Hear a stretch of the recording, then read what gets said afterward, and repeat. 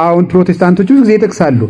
የሐዋርያት ሥራ ምዕራፍ 4 ቁጥር 13 ይጠቅሱና እንድንበት ዘንድ ከሰማይ በታች የተሰጠ ሌላ ስም የለም ነው የሚለው ይላል። እኛም አላል እንድንበት ዘንድ ከሰማይ በታች የተሰጠን ይኸው ኢየሱስ ክርስቶስ አማኑኤል ብላ የሰጠችን ቤተ ክርስቲያን እኮ እነሱ የማያውቁትን ስም ለይታ ነው። አሁን ኢየሱስ ብለህ ለምን እንደምታመሰግነው፣ ክርስቶስ ብለህ ለምን እንደምታመሰግነው፣ አማኑኤል ብለህ ለምን እንደምታመሰግኑት ብትሉን አያውቁትም።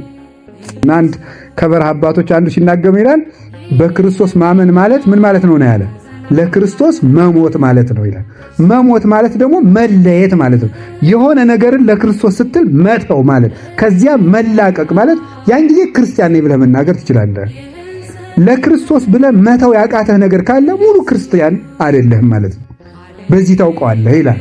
ስለዚህ ተመልከቱ፣ ስንሄድ በክርስቶስ ክርስቶስን ይዘን መጓዝ ማለት አምላክነቱን ማመን፣ በምድር ተገልጦ የሰራልን የቤዛነት የማዳን ሥራውን ሁሉ ማመን፣ ከባሕርይ አባቱ ከአብ ከባሕርይ ሕይወቱ ከመንፈስ ቅዱስ ጋር አንድ መሆኑን ማመን፣ ሥጋውን ደሙን መቀበል፣ በስሙ መጠመቅ፣ ሕጉን መፈጸም፣ ለሥርዓቱ መታመን፣ ሕይወትን ለሱ ማደሪያነት ማስተካከል፣ ይሄ ክርስቶስን ይዞ መጓዝ።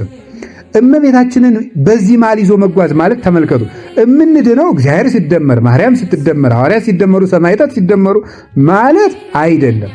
ለይታችሁ ማወቅ አለባችሁ እንድታስረዱ። እግዚአብሔርና እመቤታችንና ሐዋርያትና ጻድቃን መድኃኒት ናቸው አላልኩም። እነዚህ ቅዱሳን ወደ ማን ማዳን ያደርሱናል ነው? ወደ እግዚአብሔር ማዳን የሚያደርሱን